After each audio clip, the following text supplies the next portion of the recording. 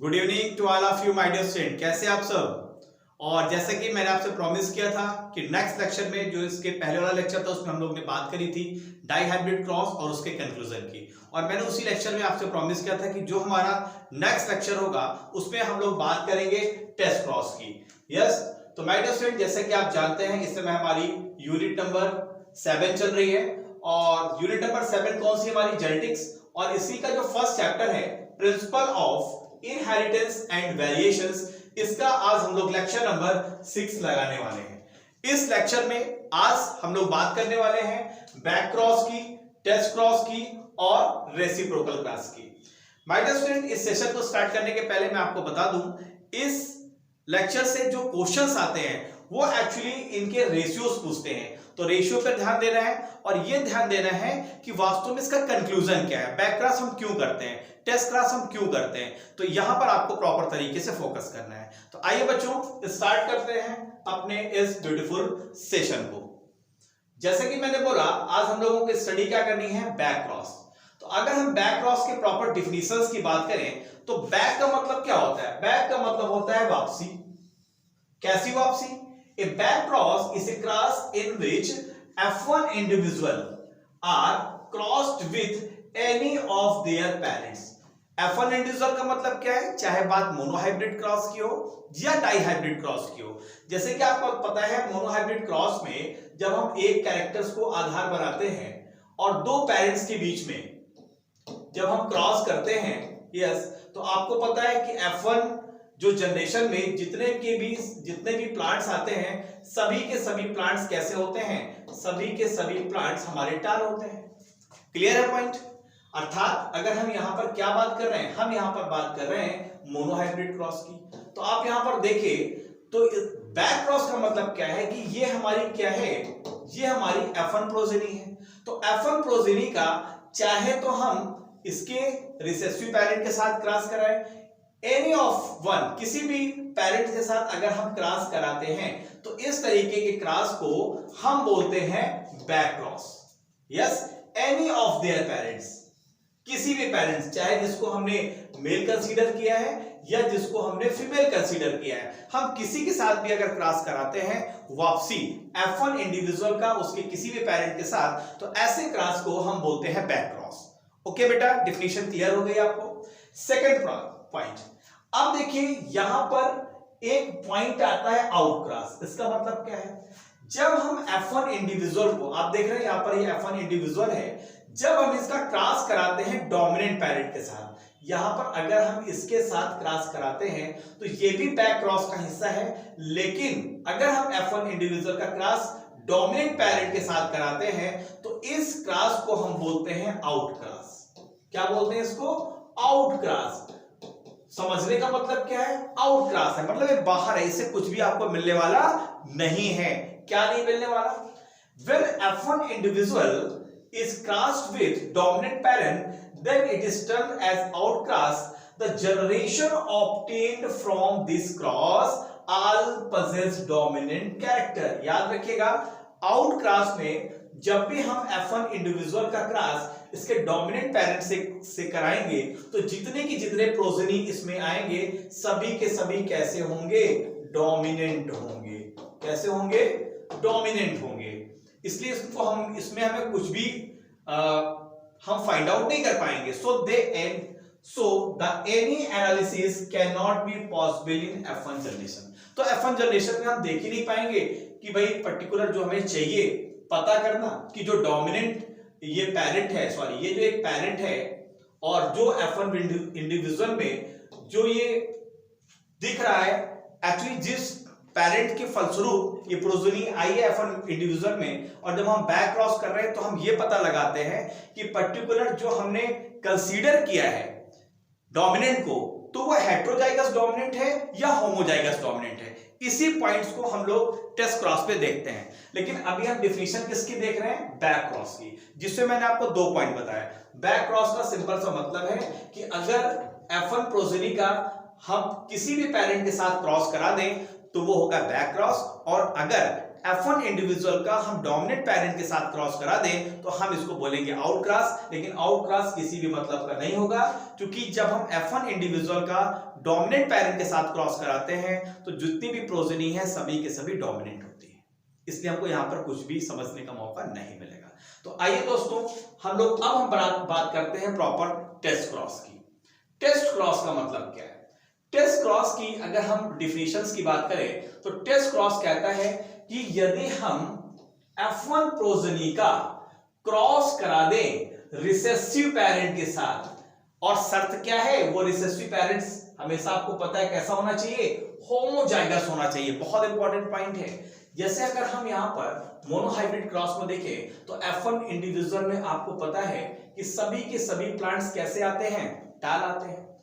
अब अगर हम ये जानना चाहें कि इसका पर्टिकुलर पेरेंट प्योर होमोजाइगस था या हेट्रोजाइगस है, उसको कैसे पता लगाएंगे? तो जब हम F1 इंडिविजुअल का, आप देखिए इसका ये है रिसेसिव पेरेंट, और ये रिसेसिव पेरेंट कैसा है, ये रिसेसिव पेरेंट हमारा होमोजाइगस है। मतलब दोनों जो एलील्स हैं वो कैसी हैं, रिसेसिव हैं और सेम हैं, इसी को तो हम हेट्रोजाइगस बोलते हैं। और जब हम इसके बीच में क्रॉस कराते हैं तो जो प्रोजेनी आती है वो कैपिटल टी स्मॉल टी आती है, मतलब हेट्रोजाइगस आती है। और जब अब हम क्या करेंगे, अब अगर हम इसके गैमीट बना लें, अगर हम इसके गैमीट बना लें तो इसके गैमेट्स कैसे बनेंगे, स्मॉल टी मतलब एक ही तरीके के गैमेट बनेंगे, और इसके गैमेट्स कैसे बनेंगे, कैपिटल टी स्मॉल टी। अब जब हम यहां पर निकाल लेते हैं तो गैमेट यहां दो तरीके के हैं, तो हमने यहां पर कैपिटल टी स्मॉल टी यहां पे लिख दिया, और चूंकि यहां पर एक ही गैमेट है तो इसको हमने इस तरह से लिख दिया। अब अगर हम बनाए तो किस तरीके का बनेगा, कैपिटल टी स्मॉल टी और स्मॉल टी। मतलब यहां पर आप क्या देख रहे हैं, 50% कैसे हैं, 50% हेट्रोजाइगस है और 50% कैसे हैं, होमोजाइगस है। तो यहां पर एक चीज आप देखिए कि जब आपने यहां पर टेस्ट क्रॉस कराया तो आपको यह समझ में आया कि जो रेशियो है वो किसका आया, 50-50% का आया। तो ये जो हमने मोनोहाइब्रिड टेस्ट क्रॉस कराया है, यहां पर रेशियो क्या हम इसको बोल सकते हैं, 1:1। यस, बिल्कुल बोल सकते हैं। इसलिए मोनोहाइब्रिड क्रॉस का जो टेस्ट क्रॉस रेशियो होता है वो 1:1 होता है। और इस क्रॉस में हम करते क्या है, एक्चुअली यहां पर जो भी जनरेशन आपको अपडेट होगी उसमें 50% आपको डोमिनेंट कैरेक्टर्स वाले मिलेंगे और 50% आपको रिसेसिव कैरेक्टर्स मिलेंगे। आप देख रहे हैं 50% डोमिनेंट और 50% रिसेसिव कैरेक्टर्स मिलेंगे। और मोनोहाइब्रिड के टेस्ट क्रॉस में आप देखिए क्या मिल रहा है कि test cross had to find out the genotype of dominant individual. जैसे अगर हम बात करें यहां पर फाइनली अगर आप देखो तो जब हमने F1 इंडिविजुअल का इसके रिसेसिव पेरेंट के साथ क्रॉस कराया तो वास्तव में इस क्रॉस में हम ये जानना चाहते हैं कि इसके पहले की स्थिति क्या रही होगी, F1 इंडिविजुअल कैसे आया है। F1 इंडिविजुअल में हमने क्या किया, टाल प्लांट और एक ड्वार्फ प्लांट के बीच में क्रॉस कराया। तो हमने देखा कि F1 प्रोजेनी में F1 जनरेशन में सभी के सभी टाल हैं। तो हम ये जानने का प्रयास करते हैं इस क्लास में कि ये जो पर्टिकुलर हमने टाल लिया है इसका जीनोटाइप्स क्या है, क्या इसका जीनोटाइप कैपिटल टी है या इसका genotype capital T small T है। तो याद रखिएगा कि जब भी रेशियो यहां पर आप देखिए यहां पर 50% रेशियो आ रहा है, इसका मतलब हमें यहां पर क्या समझ में आ रहा है। अब आप देखिए यहां पर अगर ये गैमीट, अगर यहां पर ये गैमीट, यहां पर अगर ये कैपिटल टी स्मॉल टी की जगह अगर ये कैपिटल टी होता, अगर यहां पर कैपिटल टी होता तो गैमीट कैसे बनते, यहां पर गैमीट कैसे बनते, यहां पर अगर कैपिटल टी स्मॉल टी आता, ठीक है, और इसका क्या आता, कैपिटल टी स्मॉल टी आता। देख रहे हैं, तो एक ही तरीके के गैमेट्स बनते। तो अगर एक ही तरीके के गैमेट्स बनते तो हमको क्या समझ में आता, अगर यहां पर एक ही तरीके के गैमेट्स यहां पर बन रहे हैं तो इसका मतलब क्या है कि ये जो पर्टिकुलर जो पेरेंट्स है, ये पेरेंट्स क्या होता, इसका मतलब पेरेंट्स प्योर नहीं होता। इसका मतलब क्या है कि ये टेस्ट क्रॉस ये बता रहा है, क्योंकि यहां पे 1:1 का रेशियो है, इससे ये सिद्ध हो रहा है कि ये जो पेरेंट्स है वो कैसा है, ये जो पेरेंट्स है प्रॉपर ये प्योर है। तभी तो ये वाला रेशियो आता, कैपिटल टी स्मॉल टी। एक तो यहां पे ये आ गया जब हमने, और इसका बनाया हमने कैपिटल टी स्मॉल टी, तो रेशियो क्या आया, तो 1:1 का आया। इसका मतलब क्या है, 1:1 का रेशियो मतलब ये है कि यहां पर ये क्लियर हो रहा है कि जो हमने पेरेंट्स चुना है, उसमें जो पेरेंट्स हमने प्योर टाल चुना है, जिसको हम प्योर टाल बोल रहे हैं, वास्तव में बात बिल्कुल सही है, क्योंकि इसका जीनोटाइप कैपिटल टी है। यही चीज हमें यहां पर प्रॉपर फाइंड आउट करनी है। क्लियर हुआ बेटा? चलिए, अब अगर यही बात हम डाई हाइब्रिड क्रॉस की बात करें, ये तो हमारी होगी मोनोहाइब्रिड क्रॉस की बात, और डाई हाइब्रिड क्रॉस की अगर हम बात करें तो यहां पर जो प्रोजेनी ऑब्टेन्ड होती है, जैसे F1 इंडिविजुअल में जो प्रोजेनी कैसी ऑब्टेन्ड हुई, 1:1 का रेशियो। तो डाई हाइब्रिड क्रॉस में जो प्रोजेनी ऑब्टेन्ड होती है, यहां पर 4 तरीके की प्रोजेनी आपको देखने को मिलेगी, और प्रत्येक प्रोजेनी का जो परसेंटेज होगा वो 25% होगा। मतलब जो रेशियो होगा डाई हाइब्रिड क्रॉस का वो 1:1:1:1 होगा, और यही रेशियो आपका नीट एग्जाम में पूछा जाता है। अगर हम इसकी बात करें प्रॉपर यहां पर, तो आप देखिए डाई हाइब्रिड टेस्ट क्रॉस है, और डाई हाइब्रिड टेस्ट क्रॉस में अभी हम क्या करते हैं कि जो F1 इंडिविजुअल है उसका क्रॉस हम किसके साथ करा देते हैं, जो होमोजाइगस रिसेसिव पेरेंट है, होमोजाइगस रिसेसिव पेरेंट्स है, उसके साथ अगर हम होमोजाइगस रिसेसिव पेरेंट के साथ क्रॉस करा देते हैं, तो जो जनरेशन आती है वो जनरेशन में जितने भी प्लांट्स आप देखते हैं उनका जो रेशियो होगा वो 1:1:1:1 का होगा। मतलब अगर आप देखें तो यहां पर जो गैमीट्स बनेंगे, यहां पर गैमीट्स आपको 4 तरीके के मिलेंगे जब हम पनिट चार्ट से निकालेंगे, और सभी का जो रेशियो होगा लगभग बिल्कुल सेम होगा, 26, 26, 27 और 31। ये रेशियो लगभग एक जैसा माना जाता है। इसीलिए जो डाई हाइब्रिड क्रॉस का जो टेस्ट रेशियो है वो होता है 1:1:1, और टेस्ट क्रॉस ही कंफर्म करता है कि जो इंडिपेंडेंट असॉर्टमेंट्स की बात कही गई है वो बिल्कुल सही है। अब चूंकि डाई हाइब्रिड क्रॉस का आपको पता है कि जो मेंडल ने डाई हाइब्रिड क्रॉस दिया, उसका जो सबसे बड़ी जो आलोचना हुई वो चूंकि उनको लिंकेज के बारे में नहीं पता था, लेकिन अगर लिंकेज फिनोमिना नहीं है प्लांट में तो भी आपको इस तरीके के कैरेक्टर्स देखने को मिलते हैं। मतलब 4 टाइप्स के आपको वहां पर प्लांट्स देखने को मिलेंगे।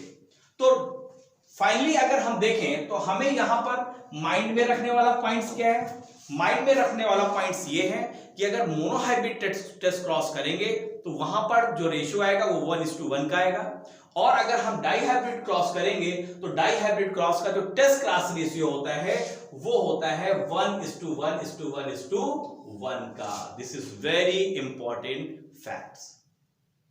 क्लियर है बेटा? चलिए थोड़ा सा और आगे बढ़ते हैं। नेक्स्ट बात हम कर लेते हैं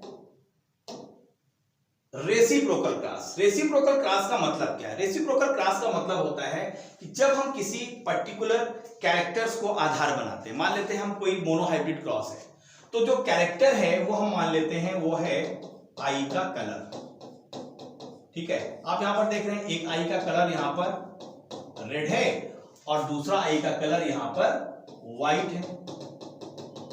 तो जब हम फर्स्ट एक्सपेरिमेंट करते हैं तो फर्स्ट एक्सपेरिमेंट में मान लिया हमने ये जो रेड आई है उसको हमने कंसीडर कर लिया फीमेल, और जो व्हाइट आई है, व्हाइट आई वाली जो यहां पर फ्राई है उसको हमने कर लिया मेल। तो जब यहां पर हम दोनों के बीच में क्रॉस कराएंगे, जो भी रिजल्ट F1 इंडिविजुअल्स में अगर हम यहां पर मान रहे हैं तो क्रॉस के अनुसार जो रिजल्ट्स आपको मिलेंगे। लेकिन सिर्फ हमको यहां पर यह समझना है कि अगर हम एक एक्सपेरिमेंट में अगर रेड वाले को हमने फीमेल कंसीडर किया है और दूसरे एक्सपेरिमेंट में हमने फीमेल को, रेड आई वाले को हमने फीमेल कंसीडर किया था, तो दूसरे एक्सपेरिमेंट में अगर हम मेल को, व्हाइट आई वाली को अगर हम फीमेल कंसीडर कर लेते हैं तो इस तरीके के क्रॉस को हम बोलते हैं रेसिप्रोकल क्रॉस। फिर से मैं आपको बता देता हूं क्या कह रहा है रेसिप्रोकल क्रॉस का मतलब क्या है, कि जब दो parents, when 2 parents are used in 2 experiment. देखिए एक एक्सपेरिमेंट ये है ए और दूसरा एक्सपेरिमेंट है बी। क्या कह रहा है कि जब 2 एक्सपेरिमेंट में हम पेरेंट जो यूज कर रहे हैं इस तरीके से यूज कर रहे हैं कि पहले एक्सपेरिमेंट में ए को हम यूज करें एज फीमेल पेरेंट और बी को यूज करें एज द मेल पेरेंट। अब यहां पर हम मान लेते हैं ये जो ए है, यहां पर ये जो ए है इसको हमने कंसीडर किया क्या, फीमेल पेरेंट, और यहां पर जो बी है उसको कंसीडर किया हमने मेल पेरेंट पहले एक्सपेरिमेंट में। जब हमने सेकंड एक्सपेरिमेंट किया तो जो हमारा ए था, ए कौन सा था, फीमेल, तो यहां पर अब ए को हम यहां पर जो कंसीडर करेंगे वो कंसीडर करेंगे मेल पेरेंट्स की तरह, और जो बी है उसको कंसीडर करेंगे फीमेल पेरेंट्स की तरह। तो अगर इस तरीके हम कंसीडर करते हैं तो इस तरीके के क्रॉस को हम बोलते हैं रेसिप्रोकल क्रॉस। क्लियर है बेटा? फाइनल अगर हम बात करें तो characters which are controlled by karyogenes are not affected by the reciprocal cross. देखिए रेसिप्रोकल क्रॉस में अगर कोई जीन, वो कैसी है, कैरियोजीन है, मतलब वो जीन जो न्यूक्लियस के अंदर है उन जीन्स को हम क्या बोलते हैं, कैरियोजीन। और आपको पता है कुछ जीन साइटोप्लाज्म में भी होती है।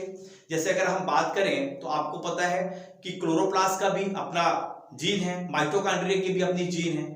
तो अगर जीन कैरियोजीन है तो रेसिप्रोकल क्रॉस में कोई इफेक्ट रिजल्ट्स में नहीं आएगा। लेकिन अगर ये एक्सपेरिमेंट अगर हम करते हैं साइटोप्लाज्मिक इनहेरिटेंस के केस में, मतलब वो जीन जो साइटोप्लाज्म में उपस्थित है, और जब हम एक एक्सपेरिमेंट में ए वाले को मेल मान रहे हैं और दूसरे एक्सपेरिमेंट में उसको फीमेल मानेंगे, तो जो कैरेक्टर्स आएंगे, जो रिजल्ट्स आएंगे वो चेंज हो जाएंगे।